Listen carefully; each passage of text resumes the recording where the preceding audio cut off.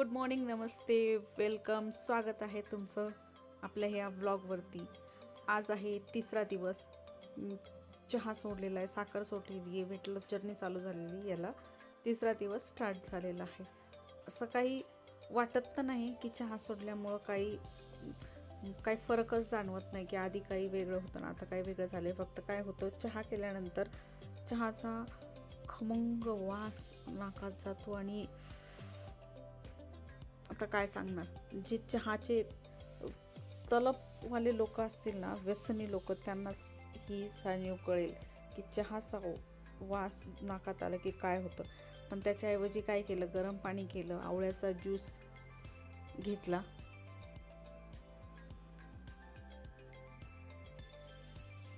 आणि त्याचबरोबर मुलीसाठी पण दूध तयार केलं, कारण तिला कॉलेजला जायचं होतं। सध्या मी सकाळची सुरुवात ही गरम पाण्यानं करते। एकदा आवळा ज्यूस किंवा लिंबाचा रस असं टाकून मी पिते। अशा प्रकारे दूध घेऊन गेले, मुलीला दिलं आणि मस्तपैकी बघा ना किती छान हवा सुटली आहे। सकाळी सकाळी असलं भारी वाटतं ना, उठावंच वाटत नाही, पण काय करणार, उठावं तर लागतंच। एकतरी सुट्टी अशी यावी की जास्त वेळ झोपायला भेटावं असं वाटतं। बघा किती सुंदर हवा सुटली आणि तुम्हाला खिडकीच्या बाहेरचा निसर्ग दाखवते, बघा किती सुंदर आहे, मस्त। हे सह्याद्रीच्या रांगाच आहेत। मग मुलीला नाश्ता द्यायचा होता, रात्री सँडविच केलेले होते। मग मुलगी म्हटली की मम्मी मला त्यातलेच जे सँडविच राहिलं असेल तेच मला गरम करून दे खायला। मग काय सँडविच गरम करून दिलं आणि तिचा नाश्ता झाला।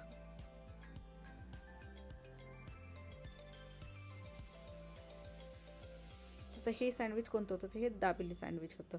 मग तिथे वजन काटा दिसल्या, मग म्हटलं उभा राहून जरा वजन करून बघावं, पण हे काय माझ्या वजनाने बंद पडलं का आधीच बंद होतं माहीत नाही, वजन काटा बंद होता। मग मुलगी कॉलेजला सोडून आल्यानंतर मग घरची कामं सुरू झाली। जी कामं शिल्लक राहिली होती ती कामं सुरुवात केली, दिवसाला सुरुवात झाली।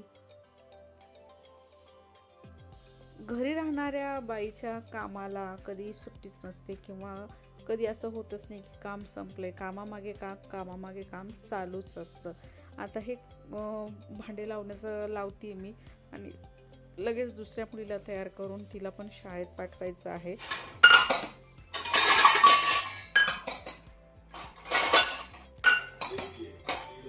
तर हे ब्लॉगिंग करण्याचा एक प्रयत्न करते मी। मला माहिती आहे मला छान जमत नाही किंवा कॅमेरा अँगल जमत नाही, काहीच कळत नाही, पण म्हटलं प्रयत्न करून बघूयात। मग मुलगी आता शाळेत जाणार आहे, मग बघूयात। आता आज नाश्ता हा होता माझा, ड्रायफ्रूटचा लाडू आणि थोडेसे आवळा कँडी। अशा प्रकारे नाश्ता करून मग घराची आवराआवर करायला सुरुवात केली।